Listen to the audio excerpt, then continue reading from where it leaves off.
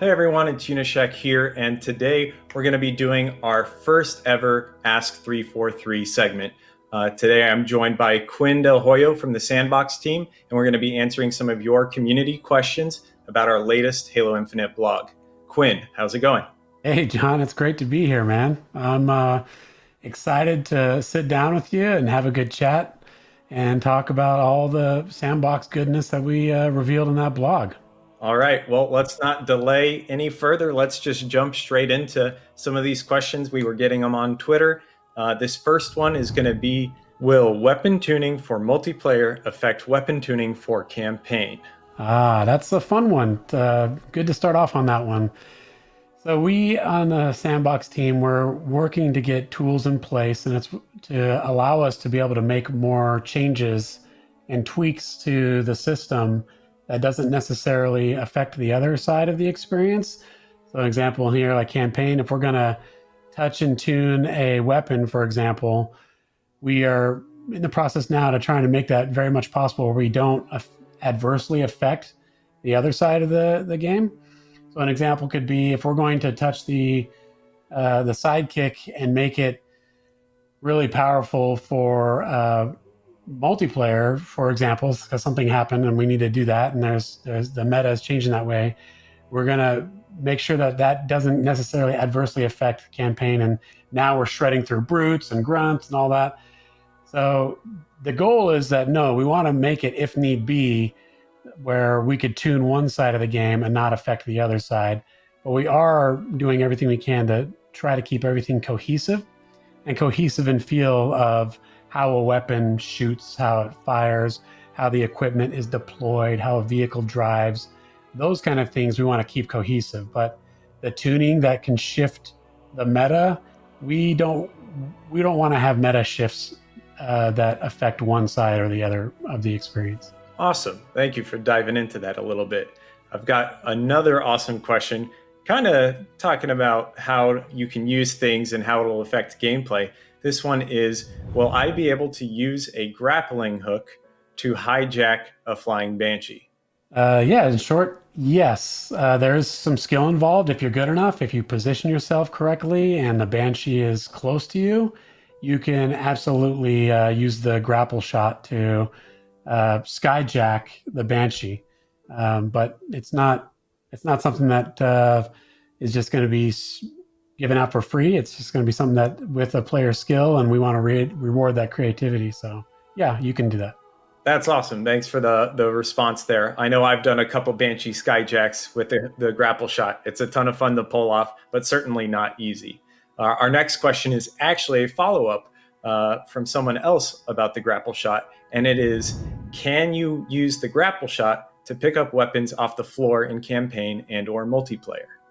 Yeah, absolutely. If you saw in the demo that the gameplay reveal, the campaign gameplay reveal from this past July, Master Chief was able to use the grapple shot to pull that fusion coil to himself, and then chuck it at the shade turret.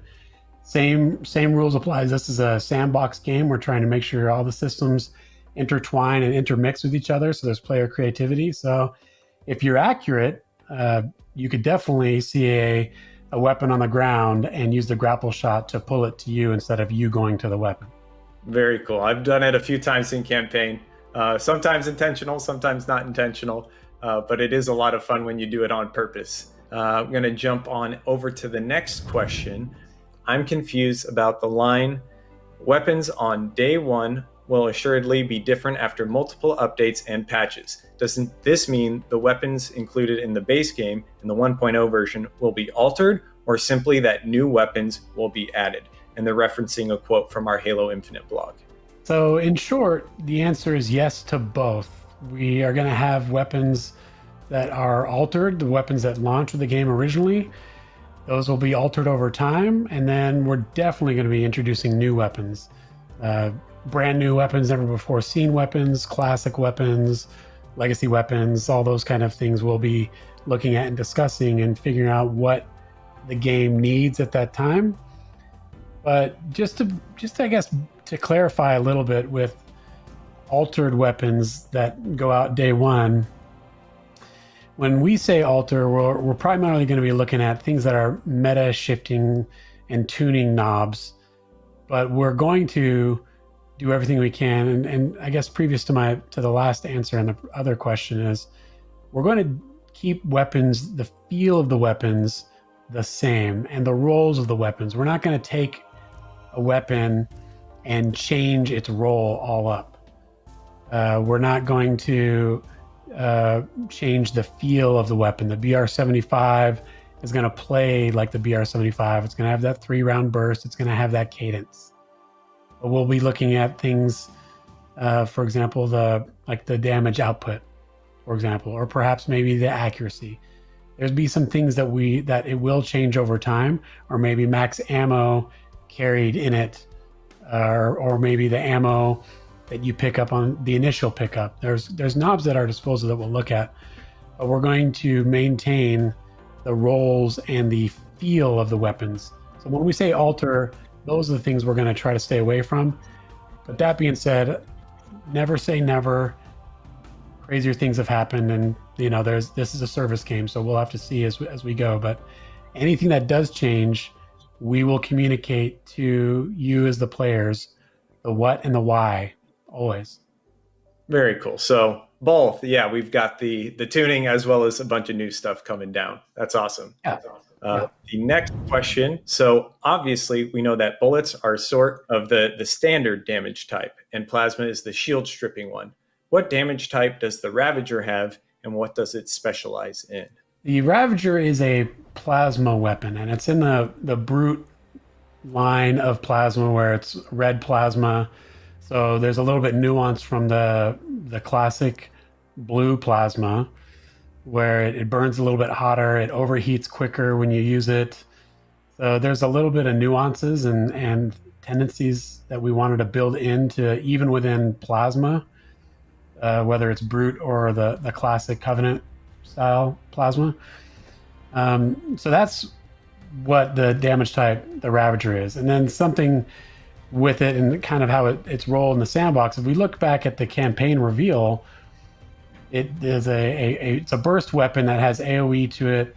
And the reason we wanted to have burst in there is that players can choose how much do they want to spread that damage out over whipping the weapon across an area, or do they want to have it more concentrated? And if you want it concentrated, then you have to maintain that time on target to that specific area. So all that being said, there's still some surprises that we have in store, and even in particular to the Ravager, it plays a little bit differently, and we're very excited to show those surprises in the coming months as we reveal more about Halo Infinite. Very cool. Yeah, I know what those surprises are, and I'm looking forward to show them off too. Our next question is going to be, I thought the wording for equipment is earned via combat or scavenging the play space for MP was interesting.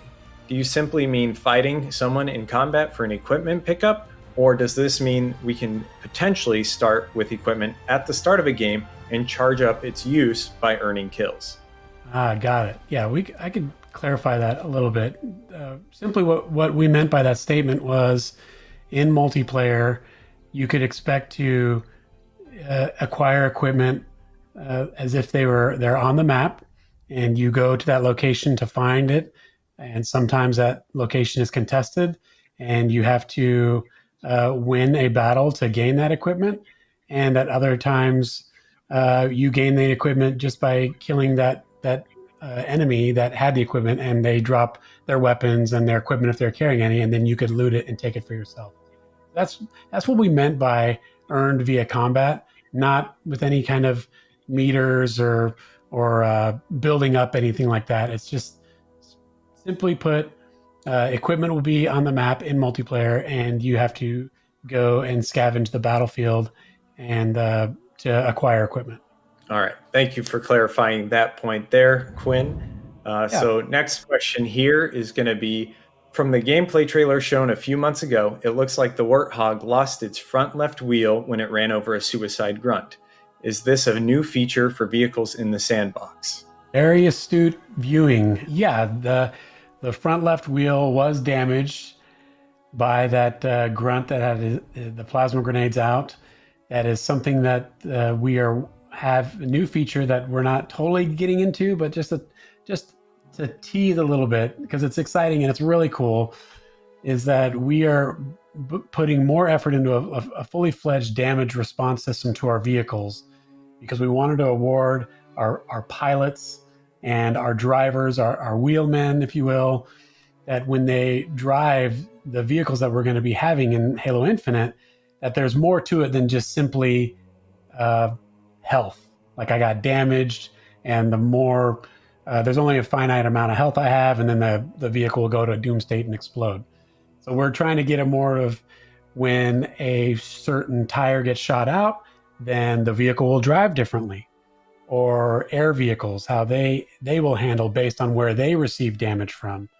So that also plays into, as an attacker trying to deal with vehicles, I now have more interesting choices of how I want to eliminate that vehicle or affect that enemy pilot or that enemy driver. I could shoot out wheels, I could shoot out different areas of the wings and things like that. That, again, I don't want to spoil all of it, but it's really cool and exciting, and something that we're going to continue to develop with not only new vehicles, but even existing vehicles. We're going to take that system and tune it and make it better over time as well. You on the SANDBOX team, you guys have been making some awesome things and some very cool little systems like that, right? Making sure the vehicles have a fun counterplay there. And our next question: weapons, equipment, and vehicles were clearly the star of the show in the blog post, but I was wondering what's currently planned for grenades. What are the goals for this part of Halo Infinite SANDBOX? Grenades are definitely going to be there. We showed some grenades prominently in the campaign reveal, and others not so prominently. But yeah, grenades are going to be there. They're going to fulfill largely the same role of what you'd expect in previous Halos. But we are going to have a little bit of wrinkles with the grenades. So like you saw, the spike grenade was thrown at Chief, and Chief also threw the spike grenade. And even in that, we're looking at having a little wrinkle there. So just to talk a little bit about that just for just a few seconds, because I think it's really cool and exciting, is that the spike grenade, it has blades. It's like this brute weapon, this explosive weapon that has blades on it that sticks into surfaces and enemies. And we looked at that, it was like, well, if it has blades, why can't we just make it deal more damage when it sticks to things? And that's what we did. So we actually, there's some fun moments where in the campaign where there's like grunts, which are weaker on the scale of health of enemies that you fight. You could stick them with a spike grenade, and it just has blades and the damage on it that they will die right out. And then it still has the fuse on it, so it'll explode and shrapnel will go everywhere. But that's just one of those moments where we wanted to really go all in on the character of not just vehicles and equipment and weapons, but even our grenades. We're trying to really differentiate the offering on everything in SANDBOX. That's awesome. I knew it was planned. I have yet to nail a grunt with one of those spike grenades, but I'm looking forward to it when I do. Our next question is going to be, you guys had mentioned the Bulldog is meant to fill the role of a fast-firing, low-power shotgun. Considering the team's emphasis on eliminating redundancies, doesn't this make room for the older, powerful shotgun to fit nicely into the new SANDBOX as another option? Absolutely. The Bulldog does fit that role. And something that we haven't, just to keep in mind, we haven't revealed all of the weapons in the SANDBOX yet. And that powerful shotgun role is, we've already got a weapon that is new, never before seen or talked about, that is filling that role. And we'll talk about that and share it in the coming months as we get into that more. But just to clarify and to reemphasize what I said earlier in a previous question, is that we're always going to be looking at new, not just brand new weapons to bring in, but where do the legacy and classic weapons, where's it, when, where, and how do those get to come into the title? Because that, to me, this is something that we're really excited about, is that this is not just a Halo game that we're going to get out and then be done with and move on to the next Halo title, but we're always going to be looking at how do we keep updating this game. And that's exactly where new and legacy returning weapons can fit in as well. Thanks for that answer. I know the classic shotgun is definitely a fan favorite weapon. So we were anticipating quite a few questions around the Bulldog there. And this next question actually is pretty similar, or at least along the same vein. It says, has the Magnum been reconsidered to be added into the sandbox? I like the new pistol and all, but I think having the original sidearm is a must, being such an iconic weapon. We didn't want to do previously where the Magnum changed from Halo CE to Halo 2, and then it changed again from Halo 2 to Halo 3, and then so on and so on. Every new Halo game seems to change legacy weapons, and that's something that we don't want to do. If we're going to bring a legacy weapon back, we want it to be and play like that weapon that players remember and understand, without having weird design decisions on why this thing is changed, whatnot. We really want these things to be what they are.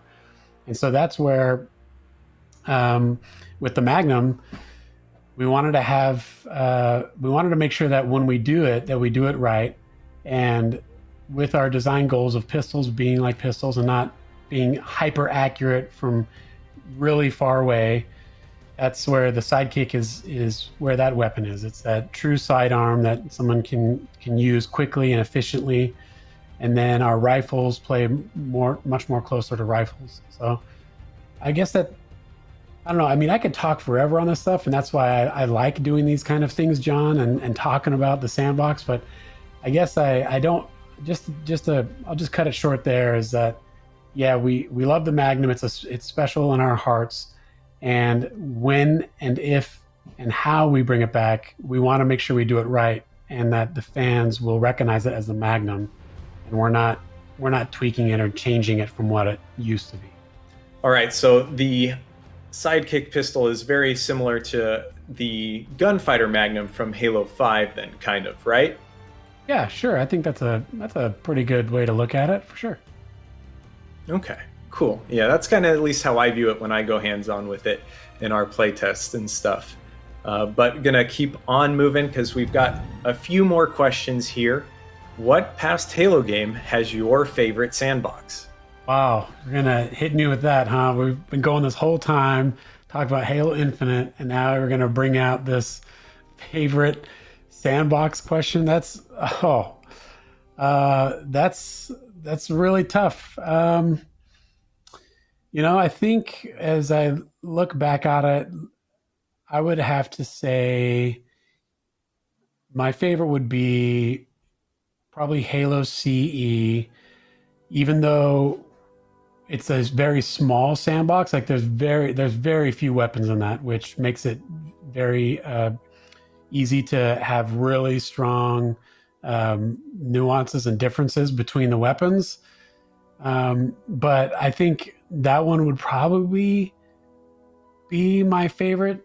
And I think just to use an example from that would be the plasma rifle. I really liked how that it offered something different and something you haven't seen in any Halo since then. And for those of you that don't know, I'm mainly referring to the look stun, or when you shot, at least in multiplayer, when you shot another opponent with that there, it would make it very difficult for them to actually turn. Their turn speed was slowed down. And then so it wasn't the strongest weapon at all, but it was just this fun a combat decision of grabbing that weapon and coming up behind someone and making it very likely that you'll be able to end them with the melee kill. So that, to me, that weapon combined with that sandbox, that small, tightly knit sandbox, Halo CE is probably my favorite. It's a good choice. I've always liked that plasma rifle stun, kind of how you can slow them down, get close, and finish the kill with that melee. And our next question is going to be very similar, and along that same vein, it's going to be, what's your favorite legacy weapon? Again, man, this is okay. And favorite sandbox, now it's favorite legacy weapon. Okay. Man, I think I would, there's way too many to choose from here, but I guess something that I have that I would look at, I think there is not necessarily out of the, like, I'm going to pick something that is not necessarily the best or most powerful or anything, but I think I like the gameplay loop and feel of the needle rifle from Halo Reach. I just thought it was just really fun to fire, and it was this really interesting hybrid weapon of you combine a needler and almost like that Covenant carbine or DMR, I guess you could say, but you combine these two and smash them together, and then you get that fun loop of precision, but pairing it with the needle of the super combine. You need to get so many needles in your target for them to explode. So that is probably one of my just more favorite, I guess, weapons in the Halo sandbox. At least we're looking at legacy wise. That's a good choice. It's definitely a fun weapon, especially when you get that super combine. It's like, even if you're missing the headshot, you still get that awesome super combine and they blow up, and it's still rewarding and satisfying. Yeah. So I'm thinking we've got time for one last question here. And this one is going to be about the Sandbox Team Crest. How did this design of the Sandbox Team Crest come about? Not going to lie, the more I look at it, the more questions I get.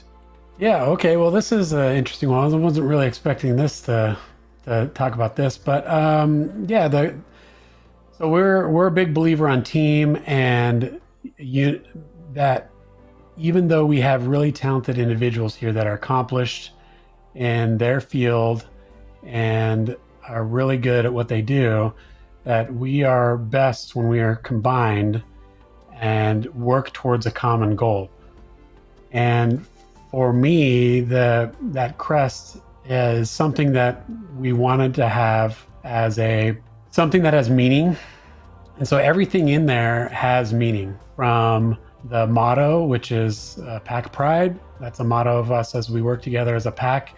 And the pack relates to the animal on the front. No, it's not a made up animal. It's actually a African wild dog. And I don't need to get all into that, but it's an African wild dog, which is a pack hunter and one of the most successful predators in the animal kingdom. It's ugly as sin, but that's we love it.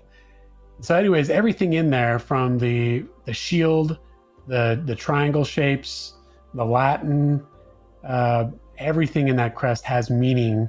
And that to us was important as we are working as a unit together to make the sandbox for Halo Infinite. And that, I guess that's pretty much the gist, is we want to make sure that there's a culture of sandbox, of unity, working together. And anytime we set out to accomplish something, we're going to do it. We can do it. We will do it.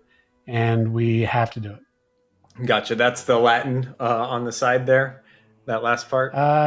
Yeah, more or less. I mean, it's pretty much translates to we can, we will, we must. So yeah, if there's a item in the game we want to make, or a feature that we're going to support, if we say we're going to do it, and it's because we think we can do it, and then if we can do it, we will do it. And our word is our bond, and whatever we set out to do, we're going to do. Just like the African wild dog, when it works together and it wants to hunt something, it's going to do it. It's going to make it happen. That's awesome. Thanks for diving into that a little bit for the person who asked that question. And I think that is going to wrap it up here for our first ever Ask 343. Quinn, thank you so much for taking some time out of your day to join us and go through these community questions. It's been a ton of fun. Do you have any closing words that you'd like to give to the community? Well, thanks to you, John, for this opportunity. And I guess just some words. I'd just like to thank everyone working on the Sandbox team for all their hard-earned efforts working on this title. we are beyond excited for what we have going, and what you will see throughout this year and at launch is just the beginning. And we're just as excited as you are for everyone to play it. So hang in there. Yeah, I'm ready for people to start getting a little closer look and eventually going hands-on with everything too. But that's going to do it for us here today. You can catch all the latest and greatest Halo news over on halowaypoint.com or follow us at Halo on Twitter. But thank you so much for watching, and we'll see you all later.